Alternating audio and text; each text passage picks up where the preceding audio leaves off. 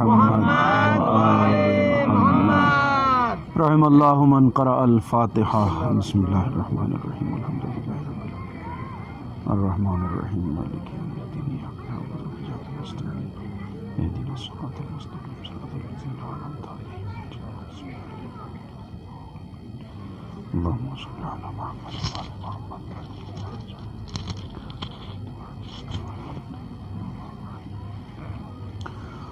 اعوذ باللہ السمیع العلیم من الشیطان اللعین الرجیم. حسبنا اللہ ونعم الوکیل نعم المولا ونعم النصیر.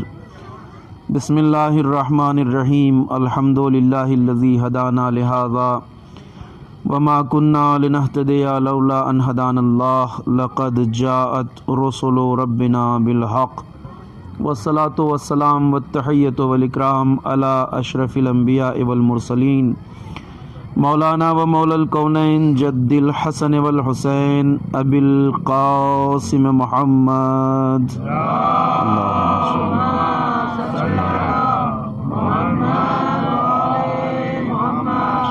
وعلى آلہ الطیبین الطاہرین المعصومین المظلومین الذین اذهب اللہ عنہم الرجس وطہرہم تطہیرا.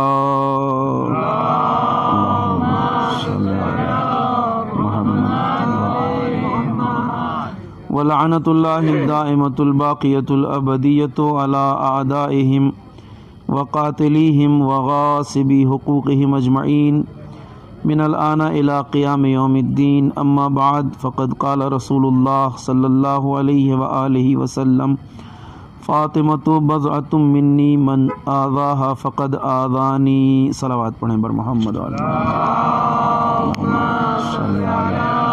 محمد. عزیزان محترم اور بزرگان گرامی قدر، ایام عزائے فاطمیہ ہیں جن کا سلسلہ جاری ہے، اور یہ بہت بڑی توفیق اور سعادت ہے کہ ہم ان ایام میں شہزادی عالمیان کے ان ایام غم میں اس توفیق سے وابستہ ہیں اور فرش عزا پر حاضر ہیں. ظاہر سی بات ہے، آپ حضرات خاص طور سے جو بزرگ ہیں وہ اس بات کو جانتے ہیں اچھی طرح سے کہ ان ایام عزائے فاطمیہ کا فروغ الحمدللہ اب جس تیزی کے ساتھ ہو رہا ہے یہ مقام شکر ہے.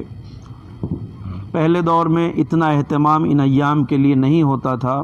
علماء کرام، فقہاء اور مراجع کرام کی بہت زیادہ تاکیدیں اور اصرار اس بات پر رہا کہ مومنین ایام عزائے فاطمیہ کا اہتمام بڑے پیمانے پہ کریں، اس لیے کہ شہزادی کی شہادت اور مصیبت روز عاشورہ کی مصیبت سے کم نہیں ہے.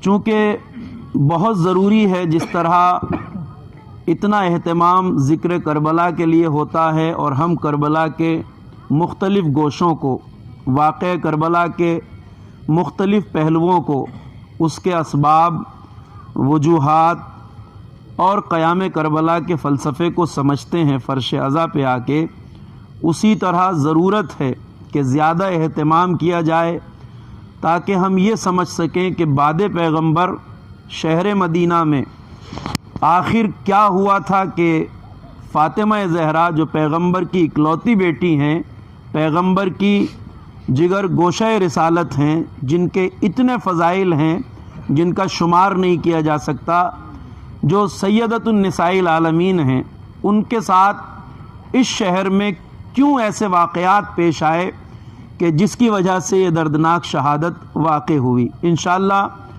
اس گفتگو میں جو ان 2-4 دن آپ کی خدمت میں ہے، میں کوشش کروں گا کہ ان حالات اور وجوہات کی طرف آپ کے اذہان عالیہ کو متوجہ کیا جائے کہ جن کی وجہ سے اتنا غم انگیز واقعہ پیش آیا، کیا وجوہات رہیں، کیا سبب رہا.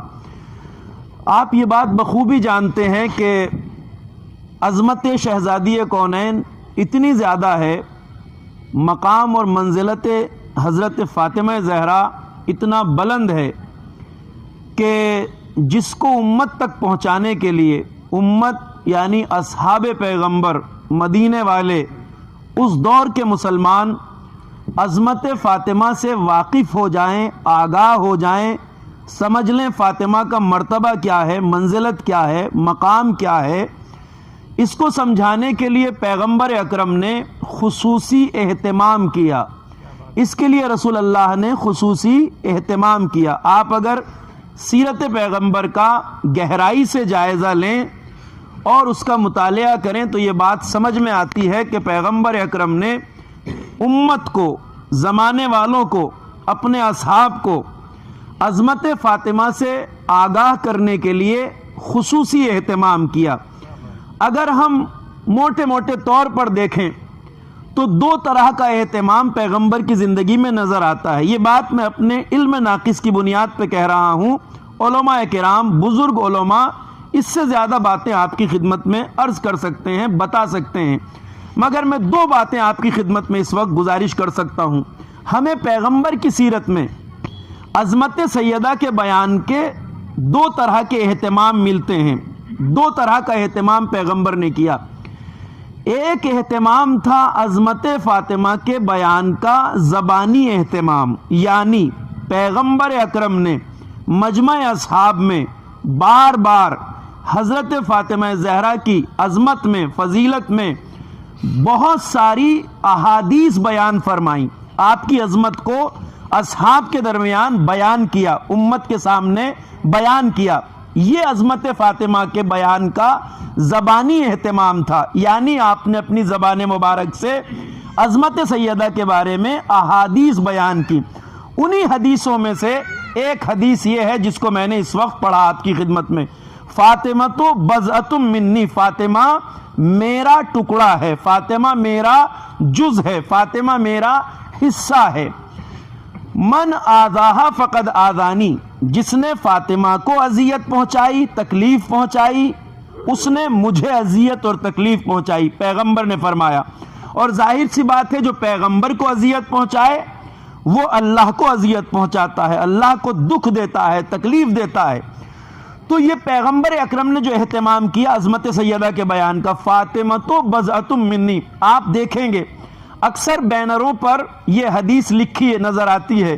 ان ایام میں خاص طور سے جو بینرز لگے ہوتے ہیں اس پہ آپ دیکھتے ہیں یہ حدیث لکھی ہوتی ہے، چونکہ اس حدیث کو تمام علماء اسلام نے لکھا ہے بلا قید شرط کے، بغیر کسی امتیاز کے، سنی علماء نے بھی، شیعہ علماء نے، تمام علماء تاریخ نے، تمام علماء حدیث اور روایت نے اس حدیث کو اپنی کتابوں میں لکھا ہے کہ پیغمبر نے مجمع اصحاب میں یہ فرمایا، فاطمہ تو بضعۃ منی، فاطمہ میرا جز ہے، فاطمہ میرا ٹکڑا ہے۔ آپ دیکھیں گے کہیں لفظ آتا ہے من آذاہا فقد آذانی، جس نے فاطمہ کو اذیت پہنچائی اس نے مجھے اذیت پہنچائی۔ کہیں آتا ہے ما آذاہا یؤذینی، جس چیز سے فاطمہ کو اذیت ہوتی ہے اس سے مجھے اذیت ہوتی ہے۔ یؤذینی ما آذاہا، یہ لفظ بھی آتے ہیں، مجھے اذیت ہوتی ہے اس چیز سے جس سے فاطمہ کو اذیت ہوتی ہے۔ تو اب ذرا سے ایک صلوات پڑھ لیجئے بر محمد و آل محمد۔ اذان ہو رہی ہے،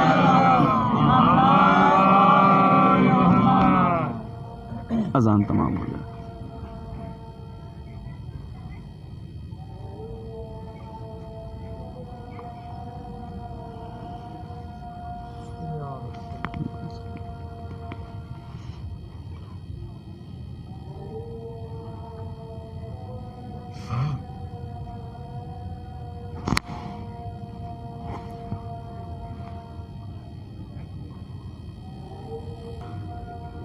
صلوات پڑھی پر محمد علی محمد۔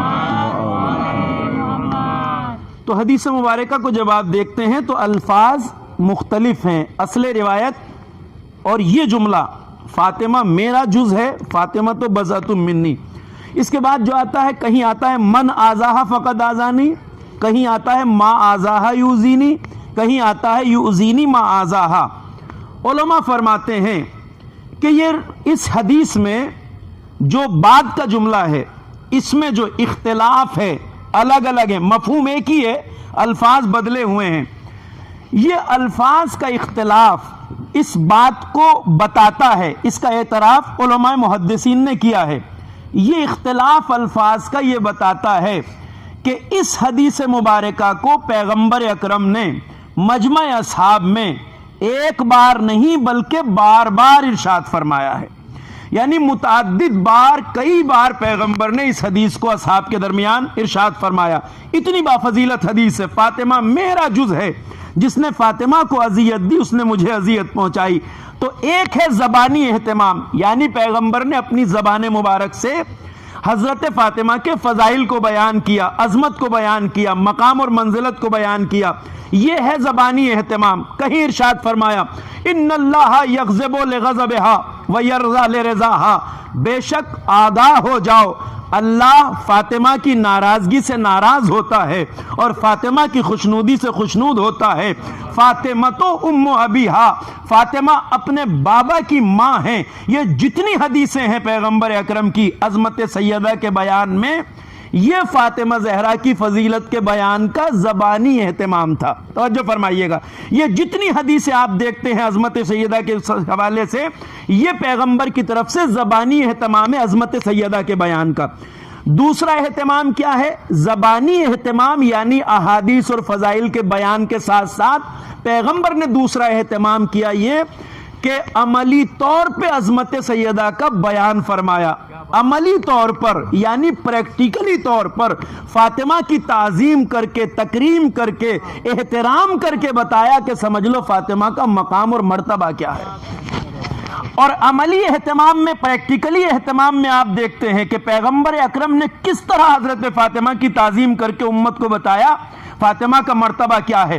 آپ سنتے ہیں روایت میں لفظیں آئی ہیں کہ فاطمہ زہرا جب بھی پیغمبر کے پاس آتی تھی، کلما دخلت کا لفظ ہے، کلما استمرار پہ دلالت کرتا ہے، تداوم اور تسلسل کو بتاتا ہے، یعنی یہ ایک دو بار کی بات نہیں ہے کہ کبھی شہزادی آ گئی ہو پیغمبر کھڑے ہو گئے ہو، نہیں، کلما کا لفظ بتا رہا ہے پیغمبر کی سیرت ہی یہ تھی کہ جب بھی فاطمہ پیغمبر کے پاس آتی تھی قام الیہا، پیغمبر فاطمہ کے احترام میں کھڑے ہو جاتے تھے۔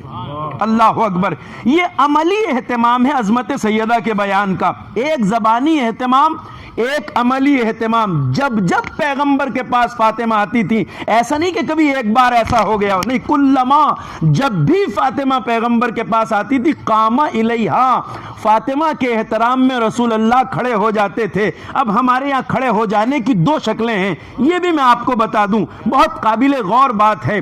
ایک احترام کے جو طریقے ہوتے ہیں، اس میں لفظ آیا ہے قام الیہا، قام لہا نہیں ہے، ایک کیفیت ہوتی ہے استقبال اور احترام کی۔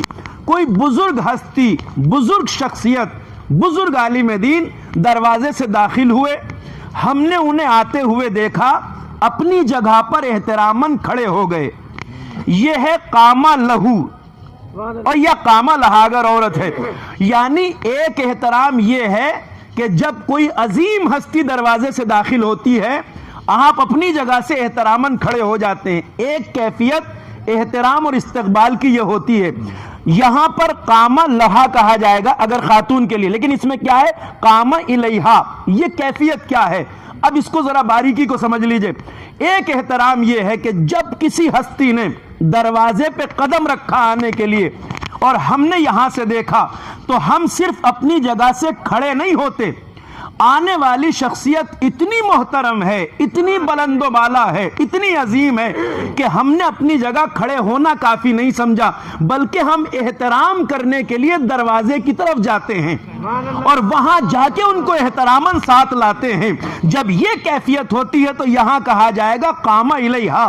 پیغمبر صرف فاطمہ کے احترام میں کھڑے نہیں ہوتے تھے، بلکہ جہاں سے فاطمہ آ رہی ہوتی تھی پیغمبر وہاں احترام کے لیے جاتے تھے اور ساتھ لے کے آتے تھے۔ صلوات پڑھیے بر محمد و آل محمد۔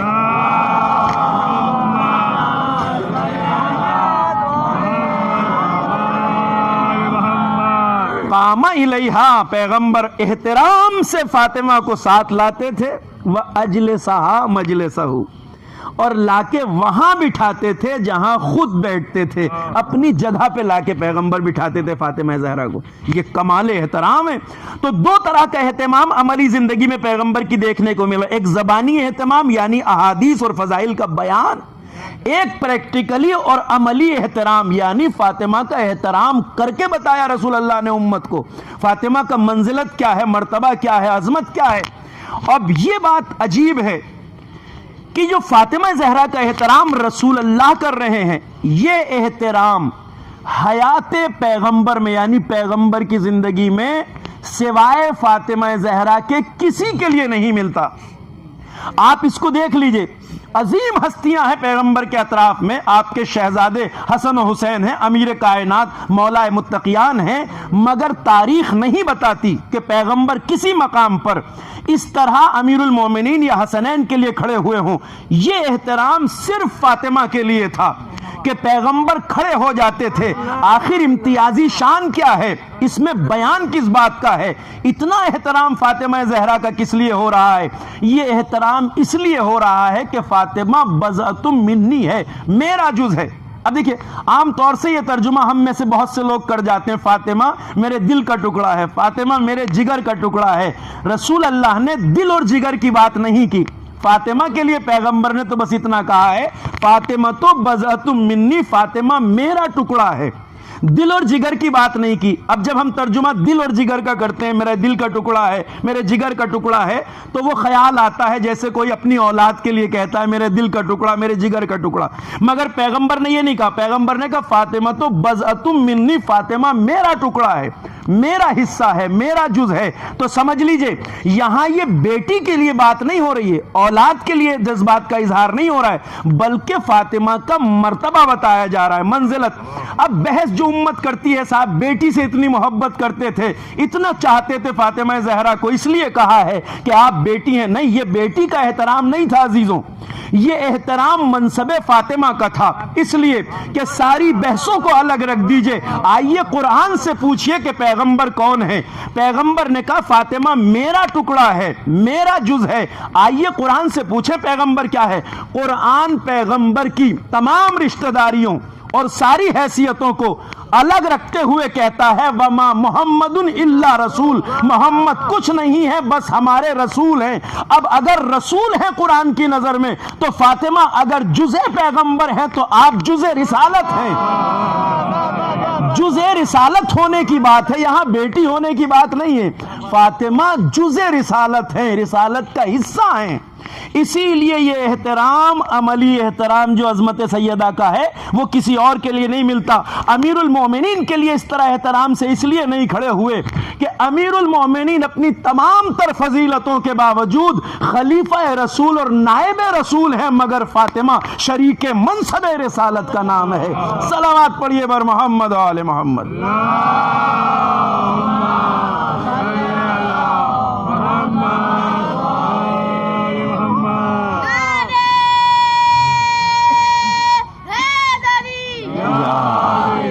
فاطمہ جزء رسالت ہیں، بضعۃ منی، فاطمہ میرا جز ہے، میرا ٹکڑا ہے.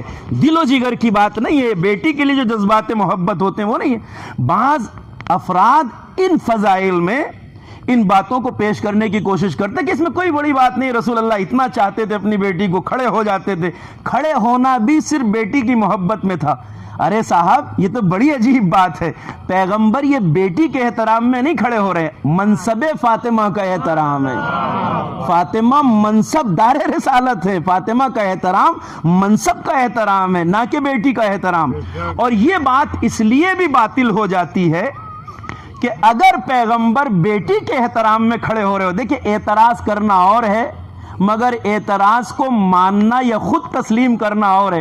جو اعتراض کرتے ہیں وہ خود بھی جانتے ہیں کہ یہ اعتراض برائے اعتراض ہے، حقیقت نہیں ہے. اس لیے کہ اگر پیغمبر بیٹی کے احترام میں کھڑے ہوتے تو یقینی طور پر آج ہر مسلمان اپنی بیٹی کے احترام میں کھڑا ہوتا.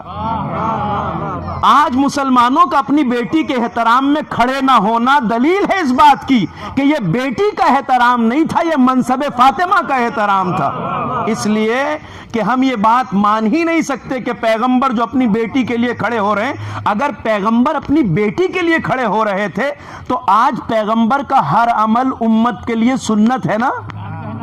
جو سنت رسالت کے دعوے دار ہیں کم از کم انہیں تو سنت رسول پہ عمل کرنا چاہیے تھا۔ اگر پیغمبر بیٹی کے لیے کھڑے ہوتے تو ہر سنت رسول پہ عمل کرنے والا اپنی بیٹی کے احترام میں کھڑا ہوا کرتا، مگر کھڑے نہ ہونا اس بات کی دلیل ہے کہ وہ بھی جانتے ہیں کہ یہ اعتراض برائے اعتراض ہے، یہ بیٹی کا احترام نہیں تھا، منصب رسالت کا احترام تھا۔ ارے ہم کیسے مان لیں جو مسلمان مسواک کی سڑی ہوئی لکڑی میں سنت نہ چھوڑے وہ بیٹی کے احترام میں سنت چھوڑ دے گا؟ صلوات پڑھیں بر محمد آل محمد۔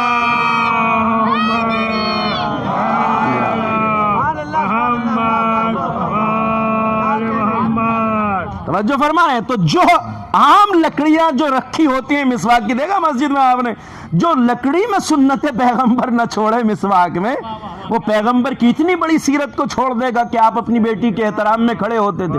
خود بھی جانتے ہیں کہ یہ بیٹی کا نہیں، منصب فاطمہ کا احترام تھا، یہ عظمت فاطمہ زہرا کا احترام تھا، یہ فاطمہ کی منزلت کا احترام تھا۔ پیغمبر کھڑے ہو جاتے تھے، کلما دخلت، جب جب زہرا آتی تھی رسول کھڑے ہو جاتے تھے۔ معمولی بات نہیں ہے، یہ منصب فاطمہ کا احترام ہے، عظمت سیدہ کونین۔ تو ایک زبانی اہتمام، ایک عملی اہتمام، پریکٹیکلی طور پہ پیغمبر نے عظمت سیدہ کا اعلان کیا تاکہ زمانہ دیکھ لے فاطمہ کا مقام اور مرتبہ کیا ہے۔ پیغمبر اکرم نے اہتمام کیا ہے، یہ میں روایتوں کی روشنی میں آپ کی خدمت میں یہ بات عرض کر رہا ہوں، یہ خصوصی اہتمام ہے پیغمبر کا۔ ظاہر سی بات ہے پیغمبر جب یہ احترام کر رہے ہیں، امت جانتی ہے اس احترام کو، دیکھ رہی ہے۔ روایت میں ہے آیہ تطہیر کے نزول کے بعد، آیہ تطہیر آپ سب کو حفظ ہے الحمدللہ، جس میں اہل بیت کی طہارت کا اعلان کیا گیا ہے اللہ کی طرف سے۔ سارے مفسرین نے بالاجماع اس کے بارے میں لکھا ہے صاحب، سارے مفسرین نے بالاجماع لکھا ہے۔ آیہ تطہیر کے نزول کے بعد پیغمبر اکرم اپنی ہر نماز کے بعد جب مسجد سے نکلتے تھے تو فاطمہ زہرا کے دروازے پہ آتے تھے اور کھڑے ہو کے سلام پڑھتے تھے، السلام علیکم یا اہل بیت النبوت و یا معدن الرسالہ۔ نماز کے بعد زیارت پڑھنا اہل بیت اطہار کی بارگاہ میں یہ کوئی بدعت نہیں ہے، سنت رسالت معاب کا نام ہے۔ آیہ تطہیر کے نزول کے بعد رسول اللہ اپنی ہر نماز کے بعد مسجد سے نکلتے تھے اور دروازہ سیدہ پہ سلام پڑھتے تھے۔ اب اس بات کو ذرا میرے نوجوان، میں نے چونکہ آپ سے کہا ہے کہ میں مدینہ کے ان حالات کو آپ کی خدمت میں بیان کروں گا جو بعد پیغمبر پیش آئے ہیں۔ اتنا احترام جس بیٹی کا پیغمبر کر رہے ہیں، اتنی عظمت کا بیان جس بیٹی کا پیغمبر کر رہے ہیں، اتنے احترام کا اظہار پیغمبر جس بیٹی کا کر رہے ہیں، اس بیٹی کے یہ ایام اعزاں ہیں۔ تو توجہ فرما لیجئے گا اس بات پر۔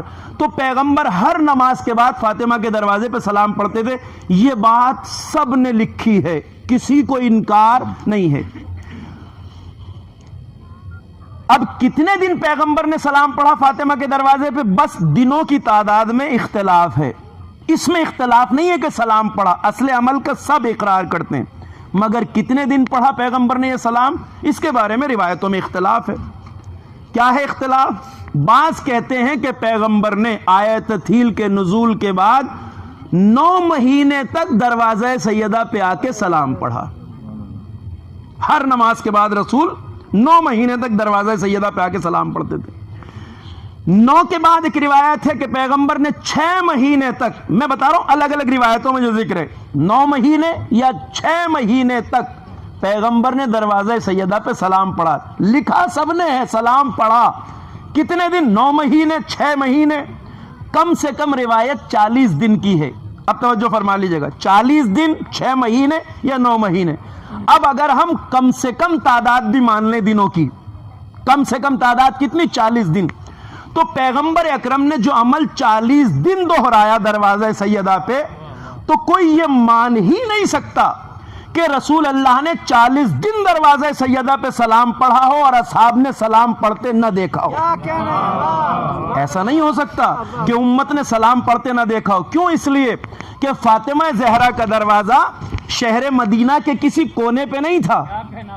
فاطمہ زہرا کا دروازہ کہیں مسجد سے دور دراز نہیں تھا. یہ اکیلا دروازہ تھا جو اللہ کے حکم سے مسجد میں کھلتا تھا.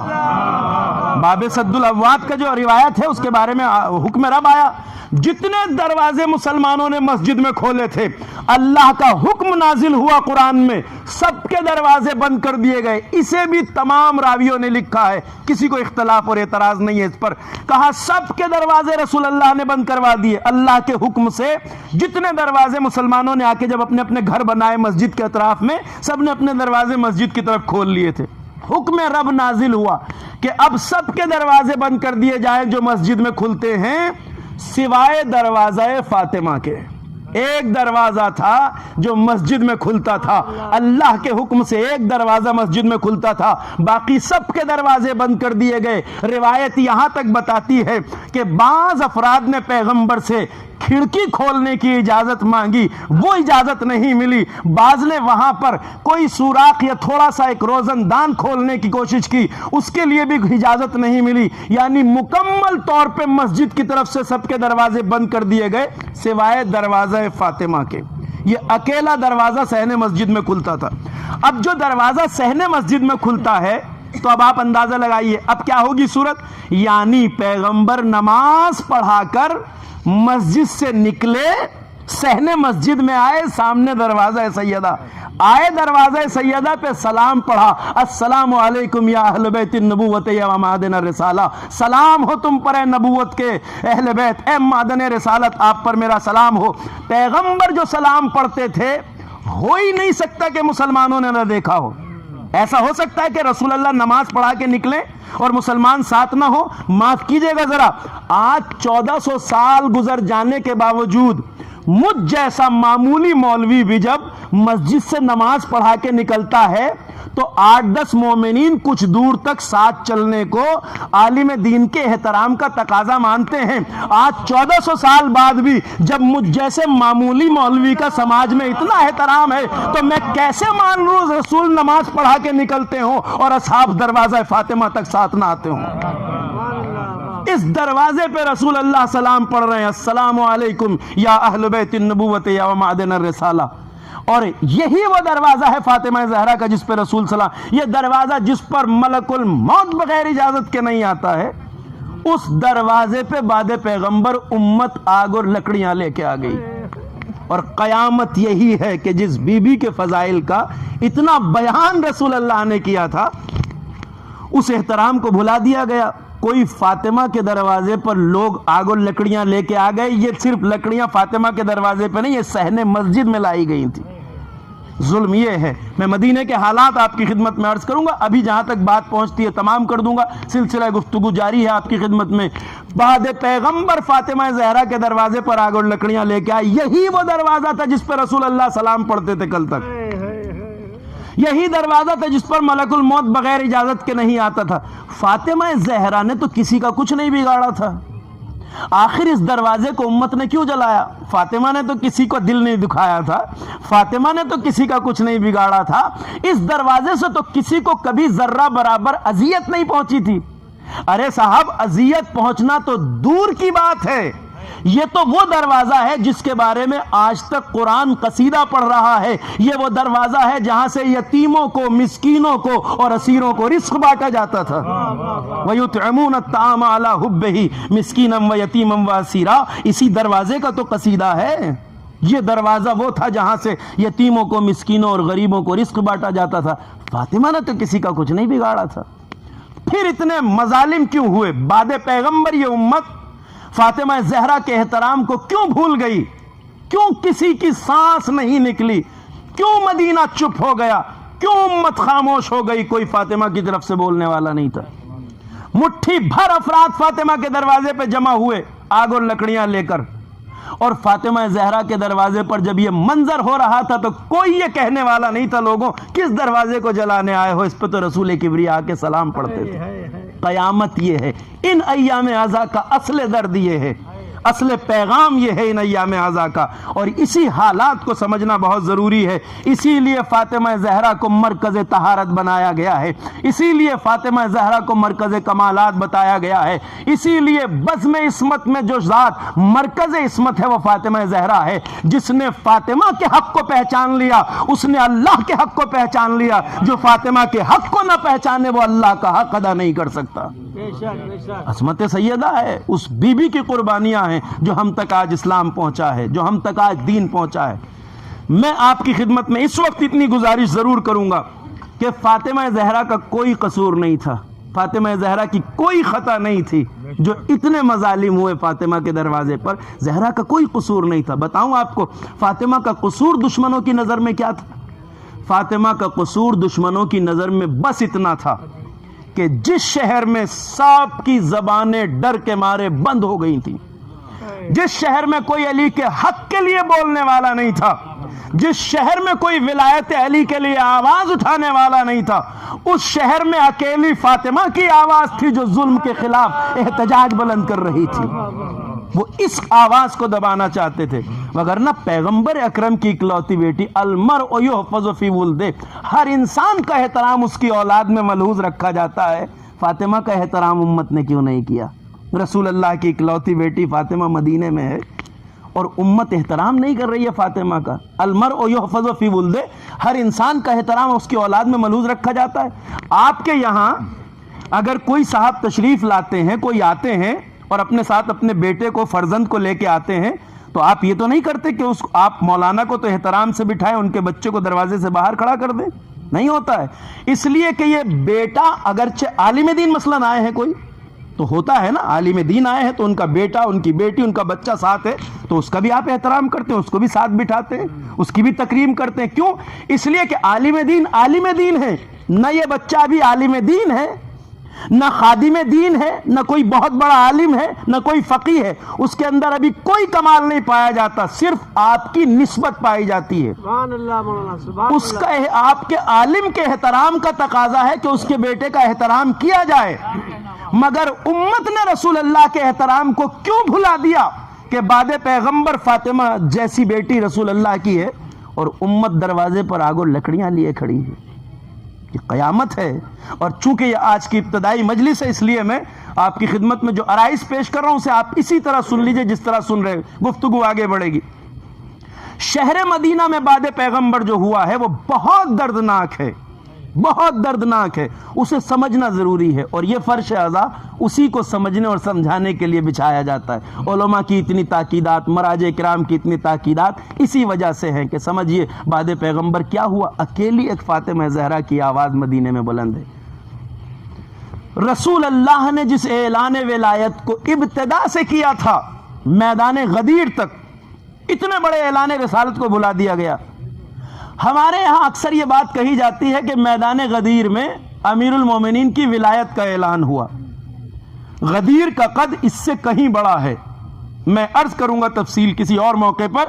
غدیر میں صرف اعلان نہیں کیا پیغمبر نے امیر المومنین کی ولایت کا، غدیر میں اعلان بھی کیا ہے اور امیر المومنین کو اپنی حیات طیبہ میں اپنا جانشین اور خلیفہ بنا کر امت سے بیعت لے لی رسول اللہ نے۔ غدیر اس لیے بڑی ہے اور امت کو آج غدیر سے عداوت اسی لیے ہے، وگرنہ اگر بات اعلان رسالت، اعلان ولایت کی ہوتی تو اعلان تو رسول اللہ روز اول سے کر رہے تھے۔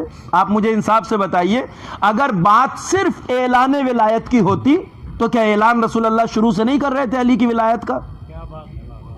ذوالعشیرہ اسلام کی پہلی دعوت جس دن اللہ کا پیغام پہلی بار پہنچایا پیغمبر نے، کہا میں اللہ کا رسول ہوں، اس کی طرف سے توحید کا پیغام لے کے آیا ہوں، اور جو اس سلسلے میں میری حمایت کا سب سے پہلے وعدہ کرے گا وہ میرا وصی، میرا خلیفہ، میرا جانشین ہوگا، کہا نا پیغمبر اکرم نے۔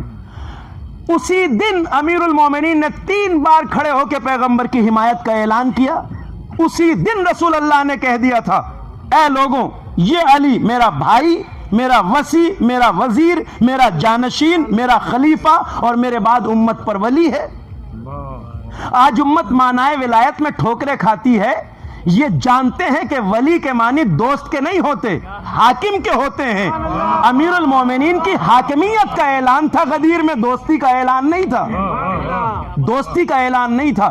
اگر پیغمبر اکرم نے صرف اعلان ہی کی بات رکھی ہوتی تو پیغمبر کس لفظوں میں بتائے علی میرے خلیفہ ہیں؟ اور ہم میدان غدیر میں موجود مسلمانوں کو اتنا بے شعور نہیں سمجھتے کہ وہ یہ نہ سمجھ رہے ہوں کہ پیغمبر کہنا کیا چاہتے ہیں۔ سب کو پتا تھا کہ یہ ولایت کا اعلان علی کی حاکمیت کا اعلان ہے، بس دوستی کا اعلان نہیں۔ اس لیے کہ جب حاکمیت کا اعلان ہوتا ہے، دنیا میں آپ نے کہیں دیکھا ہے کہ کسی کو کسی کا دوست بنایا جائے اور پھر اس کے ہاتھ پہ بیعت کرائی جائے؟ بیعت دلیل ہے کہ یہاں دوستی کا حکم نہیں تھا، یہاں علی کی حاکمیت کا اعلان تھا۔ اور ہم یہ مان ہی نہیں سکتے کہ غدیر کا مسلمان وہ بات نہ جانتا ہو جسے ذوالعشیرہ کے کافر بھی جانتے تھے۔ ذوالعشیرہ کے کافر پہلے ہی دن سمجھ گئے تھے کہ یہ علی کی ولایت کا جو اعلان ہے یہ حاکمیت کا اعلان ہے۔ آپ کو پتا ہے اچھی طرح سے، آپ نے تاریخ ذوالعشیرہ کو پڑھا۔ میں نے کہا رسول اللہ نے میدان غدیر میں بس اعلان نہیں کیا، اعلان تو روز اول سے کر رہے تھے۔ کیا دعوت ذوالعشیرہ میں جو کیا تھا وہ اعلان نہیں تھا خلافت کا؟ کیا روز خیبر جو اعلان کیا تھا وہ خلافت کا اعلان نہیں تھا؟ کیا یوم خندق جو اعلان کیا تھا وہ اعلان خلافت و وصایت نہیں تھا؟ کیا حدیث یوم الانظار جس دن ارشاد فرما رہے تھے وہ ولایت کا اعلان نہیں تھا؟ کیا جس دن حدیث منزلت ارشاد فرما رہے تھے وہ ولایت کا اعلان نہیں تھا؟ اے علی تجھ سے میری نسبت بالکل ایسی ہے جیسی موسیٰ سے ہارون کو حاصل تھی، بس میرے بعد کوئی نبی نہیں ہے۔ جیسے ہارون موسیٰ کے لیے ہیں ویسے تم میرے لیے ہو۔ یہ سب ولایت کا ہی تو اعلان تھا۔ میدان غدیر تک اعلان ولایت کیا۔ ہم مان ہی نہیں سکتے کہ غدیر کا مسلمان وہ معنی نہ سمجھتا ہو جسے ذوالعشیرہ کا کافر سمجھ رہا تھا۔ آپ جانتے ہیں ذوالعشیرہ یعنی جب تک کوئی مسلمان بھی نہیں ہوا تھا اور پیغمبر نے کہا میں اللہ کا رسول ہوں، توحید کی دعوت لے کے آیا ہوں، جو سب سے پہلے نصرت کا وعدہ کرے گا وہ میرا وصی جانشین، وہ خلیفہ ولی ہوگا۔ اب یہ جتنے کافر تھے ذوالعشیرہ کی دعوت کھا کے نکلنے والے، آپ یاد کیجئے واقعہ، آپ کا بارہا سنا ہوا ہے، یہ جب دعوت کھا کے نکل رہے تھے تو ایک شخصیت کو تانا دیتے ہوئے نکل رہے تھے۔ یاد کیجئے، ایک شخصیت کو تانا دیتے ہوئے نکل رہے تھے جب یہ دعوت کھا کے نکل رہے تھے کفار قریش۔ اب ان میں سے ابھی کوئی مسلمان نہیں تھا، مگر اسلام نہ ہونے کے باوجود انہیں پتا تھا کہ یہ علی کی حاکمیت کا اعلان ہے، اس لیے کہ سب ابو طالب کو اس طرح کہتے جا رہے تھے، لو ابو طالب، لو ابو طالب، مبارک ہو، مبارک ہو، تمہارے بھتیجے نے تمہارے بیٹے کو تمہارا حاکم بنا دیا۔ کہا تھا یا نہیں؟ تمہارا حاکم بنا دیا، تمہارا حاکم۔ رسول اللہ نے ولایت کا اعلان کیا، کافر بھی سمجھ گئے یہ حکومت کا اعلان ہے، کہ ابو طالب مبارک ہو، تمہارے بھتیجے نے تمہارے بیٹے کو تمہارا حاکم بنا دیا۔ اس کا مطلب یہ ہے کہ کافر بھی جانتے تھے کہ ولی مولا اور حاکم کو کہتے ہیں، دوست کو نہیں کہتے۔ اور ایک بات اور سن لیجئے گا، اہل ولا کا مجمع ہے، ابو طالب ہی کو انہوں نے کیوں تانا دیا؟ غور فرمائیے گا، دعوت ذوالعشیرہ سے نکلنے والے کفار قریش نے یہ تانا صرف ابو طالب کو کیوں دیا، کسی اور کو کیوں نہیں دیا؟ اور بھی خاندان والے تھے، اور بھی چچا بیٹھے تھے، مگر ابو طالب ہی کو تانا دیا۔ کیوں؟ اس لیے کہ علی مولا ہیں، علی حاکم ہیں، مگر کس کے؟ مومن کے، کافر کے نہیں۔ انہوں نے ابو طالب کو تانا دے کے بتا دیا کہ ہمارے بیچ اگر کوئی مومن ہے تو بس ابو طالب ہے۔ صلوات پڑھیے بر محمد و آل محمد۔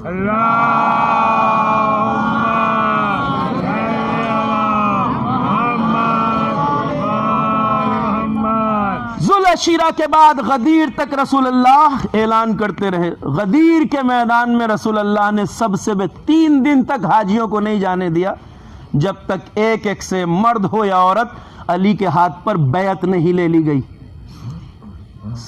ذی الحجہ کی 18 تاریخ سے لے کر 28 صفر تک 2 مہینے سے کم مدت میں پیغمبر اس دنیا سے رخصت ہو گئے، 2 مہینہ کچھ دن، اور اتنی جلدی امت نے اعلان ولایت کو بھلا دیا۔ بھلایا نہیں، اس کے پیچھے جو ہوا ہے ان حالات کو بیان کیا جائے گا، آپ اس کو غور سے سنیے گا اور مظلومیت سیدہ کا یہ باب آپ کے سامنے کھل کے آ جائے گا، کس طرح ظلم ہوا ہے فاطمہ زہرا پر۔ یہ اعلان ایسا نہیں تھا کہ جس کے بارے میں امت نہ جانتی ہو، میں آپ کو دلیل کی بنیاد پہ کہہ رہا ہوں۔ علماء نے اپنی کتابوں میں اس بات کا اقرار کیا ہے کہ مکہ اور مدینہ نامی دونوں شہر جو اس وقت اسلامی بڑے مرکز تھے، ان مکہ اور مدینہ میں ایک بھی مسلمان مرد و عورت اور بچہ ایسا نہیں تھا کہ جسے یہ بات پکے طور پہ پتہ نہیں تھی، پکے طور پر، کہ بعد رسول اللہ خلیفہ رسول جانشین رسول علی ابن ابی طالب ہیں۔ علماء نے اقرار کیا ہے، امت کا ہر فرد یہ بات جانتا تھا کہ بعد رسول خلیفہ رسول علی ابن ابی طالب ہے، کیونکہ اس مسئلے کو جتنا رسول اللہ نے بیان کیا تھا اپنی تبلیغی 23 سالہ زندگی میں، جتنا علی کی ولایت اور خلافت کا اعلان رسول اللہ نے کیا تھا، اتنا کسی حکم شریعت کا اعلان نہیں کیا تھا رسول اللہ نے۔ اس لیے سارے جانتے تھے، اور قیامت یہی ہے کہ جسے سب جانتے تھے اس کے بارے میں سب کی زبانوں پہ تالے پڑ گئے۔ ہوا کیا میں کل آپ کی خدمت میں بیان کروں گا۔ اس شہر پہ خوف کی چادر تان دی گئی، امت خوف میں مبتلا ہو گئی، زبانیں بند ہو گئیں، تلواریں کند ہو گئیں اصحاب کی، لوگ خاموش ہو کے گھروں میں دبک گئے، کوئی علی کے حق کے لیے بولنے والا نہیں تھا اس شہر میں۔ اور جس شہر میں کوئی بولنے والا نہیں تھا اس شہر میں ایک آواز فاطمہ زہرا کی تھی جو علی کے حق کا اعلان کر رہی تھی، وگرنہ رسول اللہ کی اکلوتی بیٹی کا تو امت احترام کر سکتی تھی۔ ارے آج 1400 سال بعد بھی کسی کو پیغمبر سے ذرا سی نسبت حاصل ہو جائے تو ہم اس کا احترام کرتے ہیں یا نہیں کرتے؟ فاطمہ تو جگر گوشہ ہے، پیغمبر ہے۔ امت نے کیوں فاطمہ کا احترام نہیں کیا؟ اس لیے کہ ظالموں نے یہ کل ہی بتا دیا کہ قیامت تک آنے والی نسلیں یاد رکھیں، علی کی ولایت کے راستے پہ چلنا نہ کل آسان تھا نہ آج آسان ہے۔ آپ کے پاس اگر دولت ولایت علی ہے تو شکر کریں رب کائنات کا، اس لیے کہ علی کی ولایت کے راستے پہ چلنا ہر کسی کے بس کی بات نہیں ہے، علی کی محبت کے راستے پہ چلنا ہر کسی کے بس کی بات نہیں ہے۔ زبانیں کٹتی ہیں، گھر لٹتے ہیں، جاگیریں چھنتی ہیں، علی مرتضی کا عشق مہنگے دام ملتا ہے۔ صلوات پڑھیے بر محمد و آل محمد۔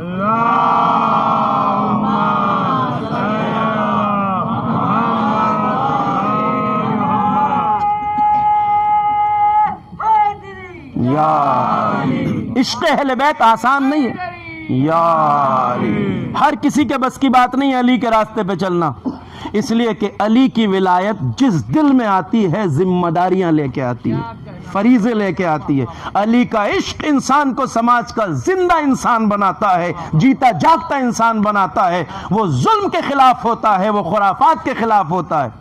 اور ظلم نے پہلے ہی فاطمہ زہرا کے اوپر اتنے مظالم ڈھاکے کہ بی بی کو یہ مرثیہ پڑھتے ہوئے دنیا سے جانا پڑا۔ سبت علیہ مصائب لو انہا سبت علیہ میں سرن لیالیا، ایک صابرہ بی بی، ایسی صابرہ جس سے بڑی صبر والی کوئی کائنات میں نہ ہو، وہ مرثیہ پڑھتے ہوئے دنیا سے جا رہی ہے۔ اس کا مطلب یہ ہے کہ مصائب کی جو انتہا فاطمہ پہ ہو گئی اس کی مثال کائنات میں نہیں ملتی ہے۔ فاطمہ جیسی صابرہ مرثیہ پڑھ رہی ہے سبت علیہ۔ ظالموں نے بتا دیا کہ علی کے راستے پہ چلنا قیامت تک آسان نہیں ہے۔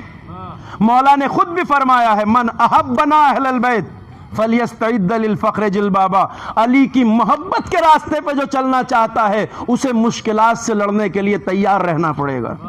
علی کی ولایت ذمہ داریاں لے کے آتی ہے، اور آج تک 1400 سال کی تاریخ میں ہم دار و رسن سے گزرے ہیں، سولیوں پہ چڑھے ہیں، بغداد کی دیواریں سادات اور محبان آل محمد کے خون کے گاروں سے تیار کی گئی ہیں۔ کل یمن اور بحرین تک آج بہتا ہوا آج ایک قوم کا خون یہ بتا رہا ہے کہ ظلم نے راہ ولایت پہ چلنے والوں پر کل بھی ظلم کیا تھا اور آج بھی ظلم جاری ہے۔ کل فاطمہ زہرا شہر مدینہ میں تنے تنہا ظلم کے خلاف کھڑی تھی، اور ظلم نے فاطمہ زہرا پر مصائب کی انتہا کر کے بتا دیا کہ اس راستے پہ تو رسول کی بیٹی بھی ہوگی تو اسے بھی نہیں بخشا جائے گا۔ اتنے مظالم فاطمہ زہرا پر۔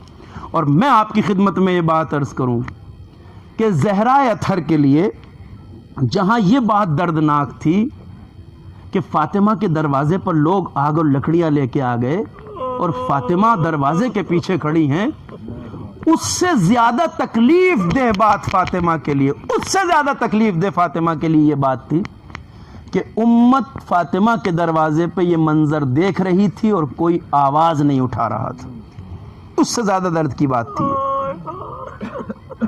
اس سے زیادہ درد کی بات تھی۔ کبھی کبھی ہمارے بچے، میں اپنے جوانوں سے کہہ رہا ہوں خاص طور سے، جب اس ذکر کو سنیں نا آپ، کبھی یہ خیال مت کرنا کہ جب دروازہ جلا تو کچھ لوگ آئے، دروازہ جلا دیا، مدینے والوں کو پتہ نہیں چلا، مدینے والوں کو خبر نہیں ہوئی۔ قیامت یہی ہے، قیامت یہی ہے۔ فاطمہ کا گھر میں نے کہا شہر کے کسی کونے میں نہیں تھا، مرکز شہر مدینہ تھا، یہ سٹی سینٹر، مسجد النبی میں دروازہ ہے فاطمہ کا، جس دروازے پہ جلانے آئے ہیں۔ ایسا نہیں ہے، ہم کبھی کبھی یہ سوچتے ہیں کہ لوگوں کو پتہ نہیں چلا ہوگا، اصحاب کو پتہ نہیں چلا ہوگا ورنہ ضرور آتے لوگ، نہیں، قیامت یہی ہے۔ استاد محمد دشتی اپنی کتاب میں لکھتے ہیں، سنیے گا، لکھتے ہیں جب فاطمہ کے دروازے پہ یہ منظر ہو رہا تھا تو اصحاب رسول اپنے مکانوں کی چھتوں سے، اپنے گھروں کے دروازوں کی کھڑکیوں سے اور اپنے مکانوں کے دروازوں کی جھریوں سے فاطمہ کے دروازے پہ یہ منظر ہوتے دیکھ رہے تھے،